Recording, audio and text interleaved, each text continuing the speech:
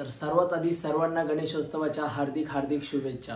गणेशोत्सवानिमित्त प्रत्येक जण प्रत्येकाच्या घरामध्ये सुंदर सुंदर मखर डेकोरेशनचं सजावट करतच, पण ही नुसती सजावटच नाही तर याच्या मागे असते भक्ती, श्रद्धा आणि उत्सुकता। तर असंच छोटासा प्रयत्न आम्ही सुद्धा केलाय माझ्या आठवणीतील श्री केदारनाथ धाम।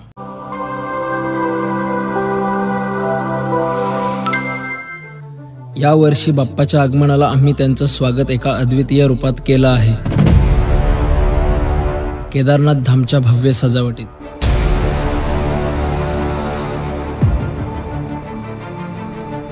सोनप्रयाग पासून सुरू होणारी यात्रा भक्तांच्या हृदयात श्रद्धेचा दिवा पेटवते, जिथून प्रत्येक पाऊल महादेवाच्या नगरीकडे नेतो।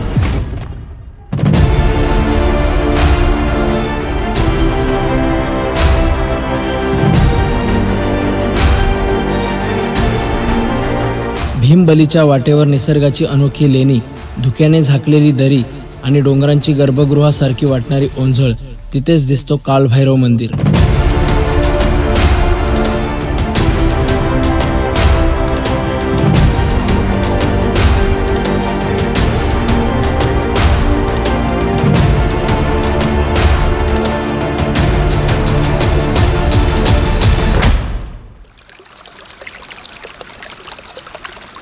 रुद्रझरा वाहताना आठवण करून देतो त्या भयंकर प्रलयाची, जेव्हा पर्वत कोसळले, निसर्ग कोपला, पण तरीही उभं राहिलं ते एकमेव धाम म्हणजे श्री केदारनाथ।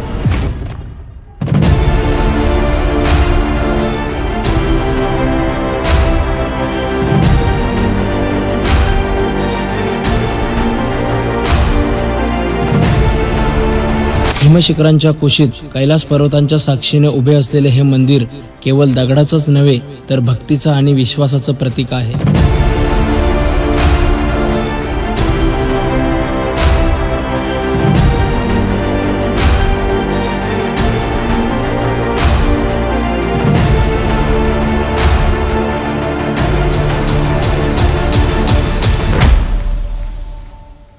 आणि जेव्हा या डेकोरेशन मध्ये बाप्पाची महादेव रूपातील मूर्ती दिसते, तेव्हा जाणवतं की हा सारा माहोल, ही सगळी अनुभूती म्हणजे स्वतः श्री केदारनाथ धामच आहेत।